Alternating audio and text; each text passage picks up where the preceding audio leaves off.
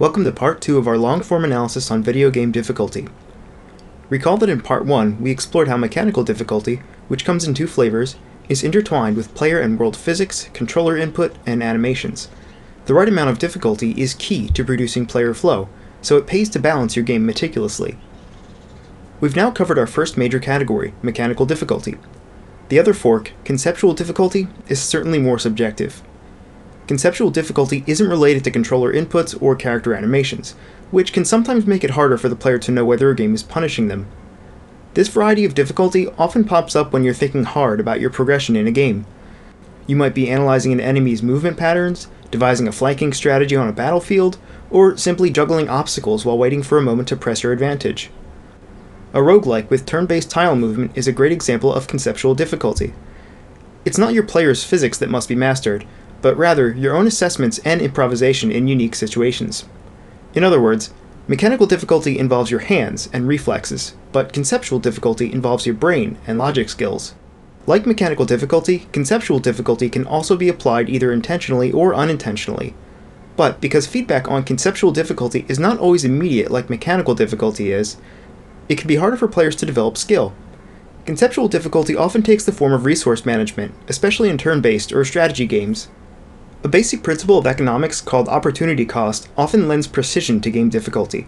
Opportunity cost essentially means that if you are presented with two or more options but can only have one, then the options you didn't choose are lost as potential assets. For example, you might emphasize character defense over skill damage, in which case your character isn't as strong as possible, but you might survive longer. Making a deck consisting of just 30 cards in Hearthstone, which currently has over 600 different cards available, means giving up the benefits of many other cards you won't have room for. Conceptual difficulty is also commonly used as a barrier for secrets and bonus content that the average player may not even discover. It may be due to what is sometimes called game world logic, which will necessarily deviate from reality's logic. Beat Dark Souls 2 without saving or dying and you'll unlock a new ring, and because this makes no sense in reality, it ends up being a secret of the game's world, acting on the game's logic. Denial of information regarding a game world is an easy way to reward the most dedicated players, but you run the risk of alienating everyone else. Developers can therefore choose whether to drop hints to the player to adjust the chances that a player will discover such secrets. Before we take a step down this road, I want to remind you that these are merely examples of difficulty modification, not critiques of the games, franchises, or companies themselves. In fact, we're going to start with three of my all-time favorites. Final Fantasy IX's Excalibur II weapon and Final Fantasy XII's Zodiac Spear are perhaps the most egregious examples in modifying difficulty via game logic. In particular, this kind of modification is the denial of information we mentioned above, and in these cases it's taken to its extreme. For Final Fantasy IX, you had to rush through the game and reach the final dungeon within 12 hours of playtime. The biggest offense here is that there's not a shred of information in the game that hints at this, so on a first playthrough, roughly 99.99% of all players will miss the chance to get this weapon. But this is a game that nearly demands taking the scenic route. It rewards careful planning as you teach your character certain abilities. It encourages inspecting equipment to find the best combination for each of your fighters, and pacing yourself throughout the game with a ton of optional content and side quests. In short, the game's values clash directly with the steps required to obtain the ultimate weapon. You know, this sounds like the perfect kind of secret for a strategy guide. Maybe we should get Brady Games to write a companion book. In fact, the more obscure the secrets are, the more likely our fans will buy a strategy guide to go with our game. Hey, Final Fantasy XII, I have a great idea for one of your weapons. Now, hold on a sec. Let's look at Final Fantasy X here. Let's see. We can require the player to complete a chocobo race with a score of less than 0 seconds in order to get the main character's ultimate weapon. If the player can dodge, let's say 200 lightning bolts in a row, we'll give them the Black Mage ultimate weapon. And we better not give any hints or imply in any way that the player should attempt these. What do you think the odds are of a player figuring either of these out on their own? What, 0% you say? Perfect. Call up Brady Games, will ya? Final Fantasy XII has hundreds and hundreds of treasure chests strewn throughout its levels, and there are exactly 4 that you must never, under any circumstances, open. The reward for not opening these 4 specific treasure chests, arguably the most powerful weapon in the game, the Zodiac Spear. The problem here is information withholding.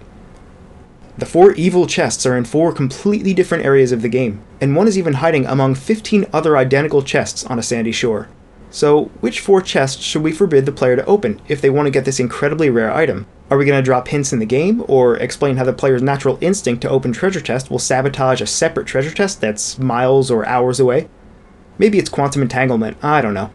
But I have a better idea. Let's not mention it anywhere in the game, never explain that it's these 4 chests specifically, and let only the most determined players find it. Oh, and do me a favor. Call up Brady Games, will ya? Okay, we get the idea now. But the offenses here straddle the fine line between encouraging exploration and overwhelming the player and sending them to the internet for help. If the anxiety of missing out on game secrets is too high because of a high degree of information denial, then looking up a walkthrough on GameFAQs provides a superior experience. Luckily, these examples are for ultimate weapons, so it's perfectly possible, and indeed expected, that most players will complete these games without obtaining all of them without outside help. But this doesn't change the fact that these are examples of denial of information, artificially modifying a game's natural challenge to include factors that are essentially impossible for a player to know about. But if that same player picks up the strategy guide, they're getting real value out of learning the game's secrets. If any developer can make its game secrets this obtuse in order to sell copies of an official strategy guide, we're looking at intentional conceptual difficulty. But since it's just as easy and also free to use an online walkthrough, we're going to have trouble selling the strategy guide. And if this book doesn't sell well, what's the point of making these esoteric secrets anyway? Denial of information on the same scale as those above is never rewarding because it has to be told, not shown to the player. Would you spend 2 hours racing chocobos in Final Fantasy X if there were no reward? Would you spend an entire day dodging lightning bolts just for the sheer challenge? The hard copy strategy guide market has mostly fallen by the wayside, and whether that's a good or bad thing is up to you. I remember quite fondly flipping through beautifully detailed concept art while reading up on how to become better in certain dungeons or battles. And as long as a game is not designed with a companion guide in mind during development, this type of intended conceptual difficulty is typically a great additional layer of complexity to a game's world. Myst for PC was once the best-selling PC game of all time, but it didn't feature flashy action sequences or non-linear storytelling. Instead, like many point-and-click adventures, it relied on intentional conceptual difficulty. The game is challenging not because it requires fast reflexes, but because it requires careful, logical, and sometimes illogical, thinking. Point-and-clicks have used this technique for decades, and here we'll borrow TV tropes terminology and call this moon logic. This is more or less when a game expects you to create a Rube Goldberg-type contraption, using items in your inventory, and often the right answer is found by brute forcing, rather than logical thinking. For example, you're stuck in a jail cell and you have to escape. So let's combine a bottle of water with a deck of cards to make card mush, which is of course flammable when dry. We have to dry the card mush by combining it with a handheld vacuum, because we want to suck all the moisture out of it. Finally, we need to start a fire by, taking an origami crane and placing it through the jail cell bars. A guard will come by to pick it up and will fail to notice that he's dropped his lighter. Now you can light the card mush on fire to blast open the cell's door and escape. I've never played Grim Fandango, but there is a slight variation on intended conceptual difficulty in the following example. You're stopped from progressing by a bouncer, and you must prove that you know a certain mob boss by answering a series of number-based questions about him. You know none of these things, but you will inexplicably succeed if you answer with the number that just won on the roulette table behind you. This is clearly intentional, but the level of conceptual difficulty here is astronomically high, almost comically so. Can you imagine the frustration a player might feel 6 or 7 hours into a great point-and-click adventure, only to be stopped by a seemingly inconsequential puzzle with no hints available? No matter the genre of the game, inspiring a player to seek out a walkthrough online so that they can better understand your mechanics is a good sign of your game's depth. Forcing your player to consult a walkthrough online because a person of average intelligence wouldn't connect unrelated dots is a bad sign that you're relying on artificial difficulty. Conceptual difficulty makes up essentially 100% of the Professor Layton series, as well as most free-paced puzzle games. You're still using the game's mechanical operation as a framework for puzzles, but the challenge isn't tied to the way that characters are animated or the height of your jump. Tetris and Dr. Mario do have a mechanical component, the time limit for each falling block, but each puzzle in Professor Layton is an independent, wholly conceptual event. A game that breaks the fourth wall necessarily invalidates part of its own game logic, like fighting Psycho Mantis in Metal Gear Solid. Switching your controller to the console's second port is a clever and memorable trick, but almost nobody would think to do it in the heat of a boss battle. In fact, the game literally has to tell you that this is the correct solution, because it's so unintuitive. In other words, this is an intentional, incremental, conceptual difficulty, so detrimental to player flow that the developers solve it for you. What we're left with is a really neat trick and a short-lived difficulty spike. Unintentional conceptual difficulty is by far the most elusive type of difficulty, My go-to example is when there's a miscommunication between developer and player, disrupting game flow by some unexpected circumstance. We saw that intentional conceptual difficulty can sometimes resort to breaking the logic of the game world, and unintentional conceptual difficulty frequently happens in the same places if mechanics aren't easily grasped, or when negative player feedback is greater than anticipated. Before we dive back into it, we can take another quick example from Professor Layton here. Whenever you encounter a puzzle, you're taken to a puzzle screen separate from the game's environment, which informs the player that this puzzle is a self-contained event. Watch how this expectation is subverted. In one puzzle, you need to use 2 corks to plug up 2 bottles filled with garlic. You can stare at this maze of tubes all day long and never come up with a satisfactory answer. When you finally get frustrated at this puzzle, you might turn off the game, take a break, or give up entirely. But if you're lucky and tenacious, you might discover that the real solution to this puzzle is to use the corks to plug this man's nose. Does that feel like a cheap solution to you? It certainly does to me. There's a little bit of information denial at work here, subverting player expectations. If there are 300 puzzles and all but 2 or 3 actually respect the puzzle's conceptual boundaries, then those 2 or 3 violations will rarely feel satisfying. You might concede that, yes, I suppose the solution is quite logical, but it's not satisfying to come up against a puzzle like this only to feel cheated when the puzzle itself is merely a distraction. Exploiting game world logic with sleight of hand is a surefire way to disrupt game flow. Now we'll talk about game systems that can aggravate unintentional conceptual difficulty. Final Fantasy VIII uses a unique junction system for its magic. You no longer learn spells based on a class, and your casts are limited to the units of a particular magic spell that you have in your inventory. When I first played the game, I didn't understand the complexities of this system until many hours into the game, and the finer details still elude me.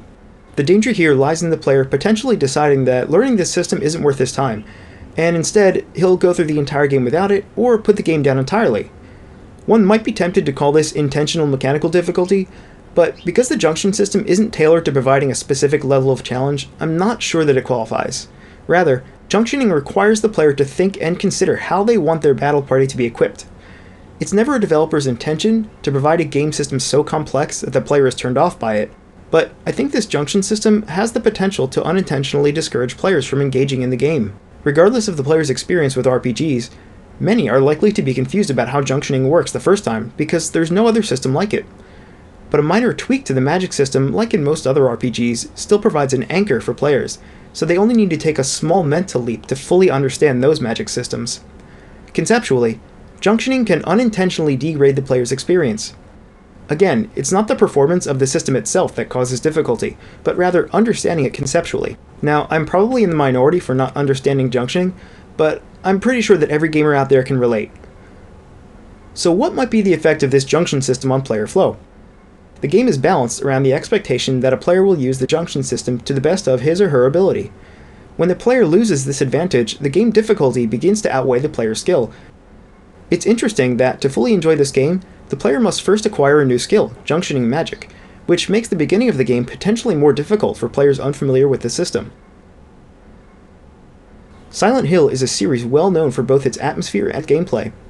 The series also employs highly challenging puzzles, some of which require knowledge of outside information. Note how this is different than denial of information, in that it's information outside the game world that's missing, not rules and logic about the game itself. One puzzle in Silent Hill 3 requires the player to have knowledge of several different Shakespeare works. For example, the game gives the hint, "One vengeful man spilled blood for 2."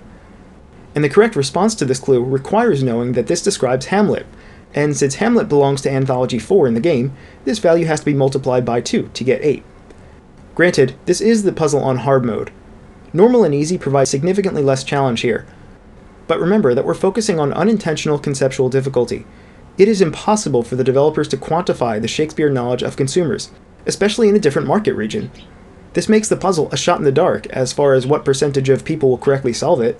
The translation from Japanese to English fundamentally changes the meaning of the puzzle's hints. So whatever the intended challenge of the puzzle was in Japan, it's most likely skewed upward or downward in North America. You might consider this to be intentional conceptual difficulty, and that's not wrong. I consider it both intentional and unintentional, because the original challenge of this puzzle is modified based on cultural differences and language barriers. The pieces of the puzzle remain the same, but the information given to the player is necessarily different. In fact, any translation from Japanese can affect the success rate of the player, and sometimes vital clues are actually lost in translation. The original Legend of Zelda for the NES is infamous for its often baffling translations. In the Japanese version, one NPC tells you, "Search for the lion key." This gives the player a lot of information. It gives them a clear goal, finding the key. It tells them that the key will allow them to open up another part of the game, and they know that the key itself is probably somewhere in a dungeon or on the overworld. But the US version of this NPC has a completely different line. 10th enemy has the bomb. This doesn't tell us much of anything, which is why it's generally useless advice for most players. The use of the definite article "the" here hints at some greater importance than the indefinite "a", and this hint fails to mention that you must kill 10 enemies in a row without taking damage. And of course, the player has no clue about the existence of any lion key. Another misleading translation occurs with this enemy, when you're given the hint that it hates loud noises. This hint is for Japanese players only, to use the built-in microphone on the second Famicom controller, which instantly destroys all on-screen enemies of this type.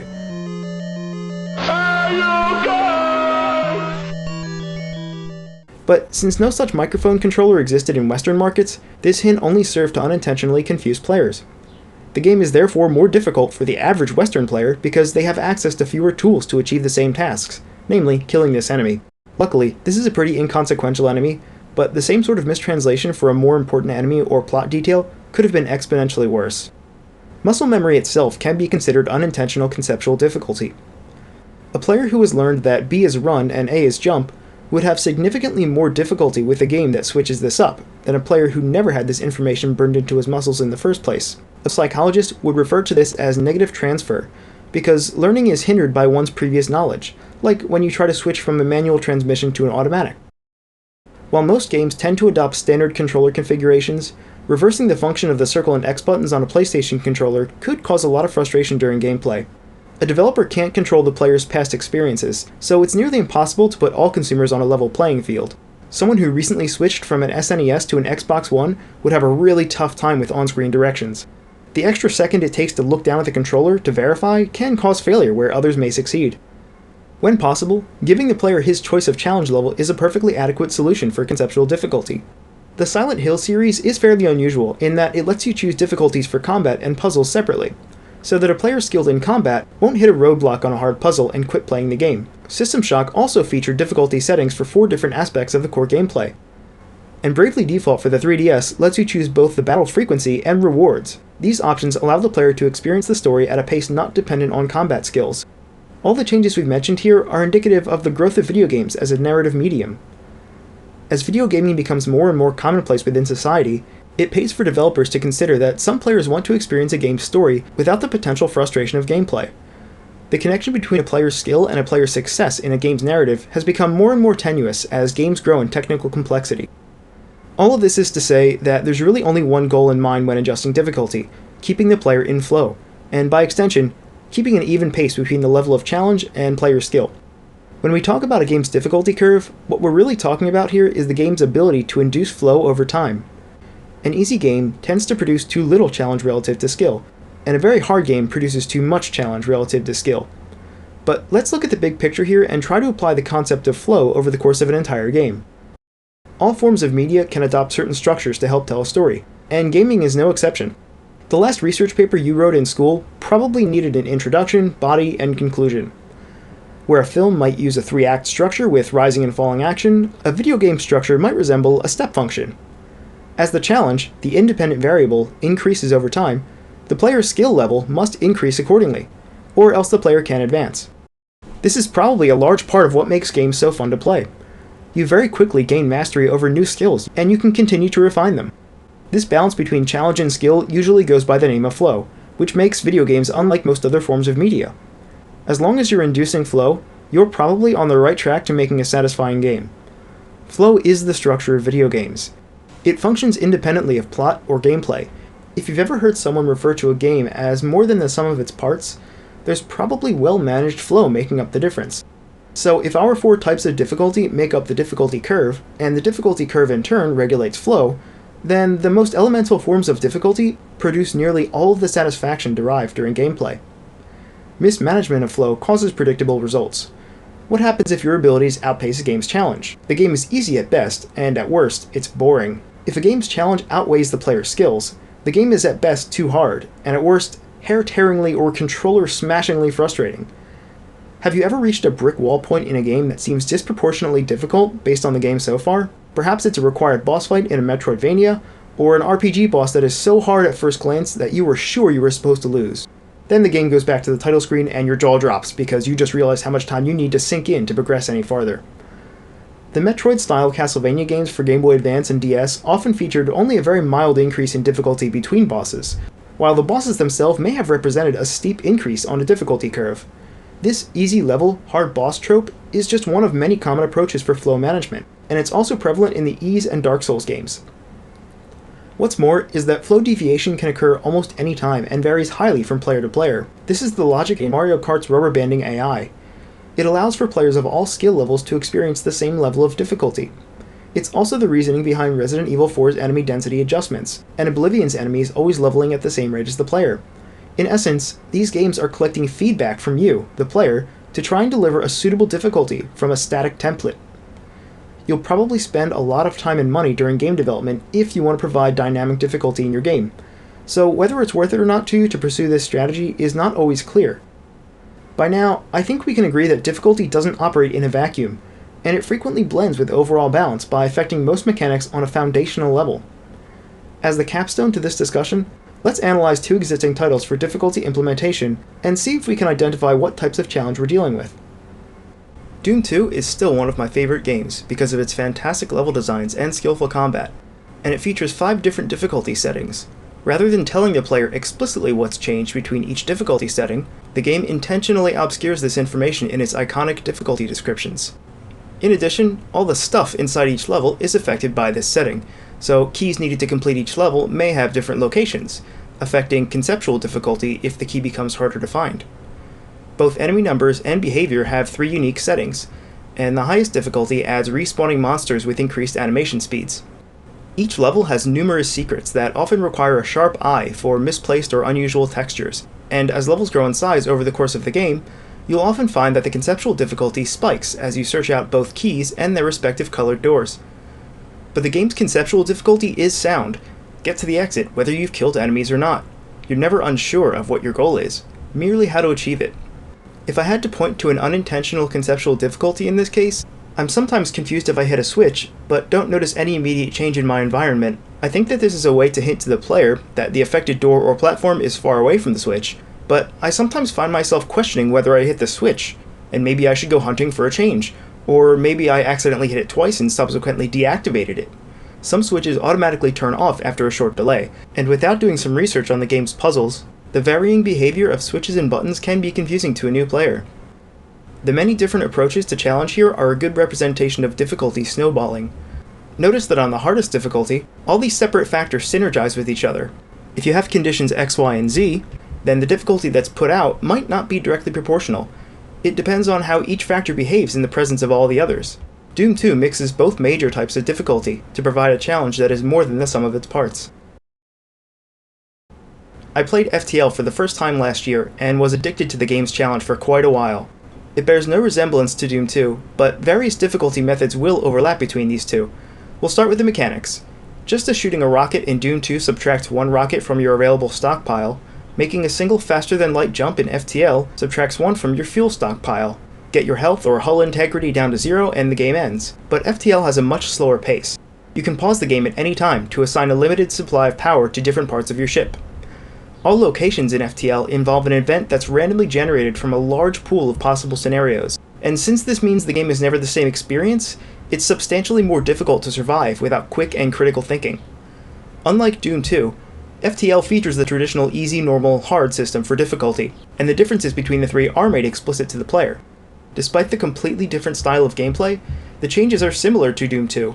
Pickups are more plentiful on easy, enemies are harder to take down on hard. FTL features many more layers of mechanical complexity. You can choose from one of about 30 different ship layouts, each with a combination of 8 different playable races. The weapons you come across are randomly generated, and the chance to hit or evade is a huge factor in battle. So where Doom 2 uses essentially no randomness, FTL relies on it, and also piles on a few more layers of player choice. Have you ever played a game that made you simply stop and think for an extended period, perhaps when you had to choose one option out of several choices? I've literally stared at my screen for minutes, thinking about all the possible outcomes when I'm deciding which weapon to buy, which kinds of crew members to use, or which airlocks to keep closed. This goes back to our opportunity cost when making decisions, and FTL really shines with its conceptual difficulty. Every decision you make can come back to bite you later, or carry you through to victory, and it's impossible to tell how a single event will affect your playthrough because all events are random. You might lose half your crew and 75% of your hull integrity after 3 battles, but end up with a full party of 8 and insanely powerful weapons 5 minutes later. Because you're never sure what's next, repeated playthroughs will slowly fill out your knowledge of what's possible. This, in turn, encourages careful thinking and resource management, with priorities that change over the course of the game. You can't power a section of your ship without sacrificing utility in another area, but you can spend some currency to get more power units. But if you do this, you might not be able to afford a weapon, if you happen to come across a shop in the next 3 or 4 jumps. There are a lot of ifs here, and I think that's part of this game's intentional conceptual difficulty. The player doesn't know the chances of any particular event happening at a location. If there's a 95% chance that a battle will occur at any location, you might decide to backtrack to a repair shop. But if there's only a 20% chance of battle, then you might want to risk it to get to a shop a little bit farther ahead. Given your limited fuel source, this makes every single decision a heavy one. You can always reload a save in Doom 2 and go for a Hail Mary, but in FTL there are no second chances. Now throw in all those other mechanics we've mentioned, and you've got a highly complex game whose difficulty is just as variable, regardless of the actual difficulty setting you've chosen. Because of its random nature, not every game is winnable, but each failed run teaches you something more about FTL's game logic, so that your next run is more likely to succeed. I hope it's apparent that these two games balance difficulty in similar ways, and equally apparent is how they still manage to emphasize two completely different player behaviors. Both games do more than just play the numbers game when you choose a difficulty setting, and the resulting cascade of changes fine-tunes whichever setting you choose. As always, the key is producing and maintaining flow, and if there's one thing that this comparison should tell you, it's that developers can mix any of the 4 major types of difficulty in whatever proportions will fit their vision. This tentative framework for difficulty is immature, and while it has so far accommodated every example of difficulty I've come across, it's not necessarily the best model. Our 4 major categories of difficulty all affect flow in their own unique way, and like difficulty, inducing flow is always a balancing act emerging from 4 distinct approaches to providing challenge. The problem with trying to objectively describe everything that goes into making a game challenging is akin to explaining all the parts of a car when they're in a pile on the ground. They just don't do much of anything. But when in the correct configuration, different units of difficulty add up to an emergent difficulty, mostly untethered to any one factor. Each difficulty factor in isolation has its own properties, but together all factors synergize unpredictably. I hope that this analysis has given you a little bit of insight in making game difficulty work for you. And if you're currently trying to balance your game's difficulty, feel free to adjust the relative strength of enemies, the relative strength of your player, the health of your player, the strength of items and power-ups, frequency of items or power-ups, the frequency of enemies or enemy types, the complexity of the enemy AI, the player's movement speed, jump strength, acceleration, gravity or density, the animation speeds, the time limit, the time scale, puzzle complexity, game world logic. Finally, if you're still with me after all that, a little bit of luck can't hurt.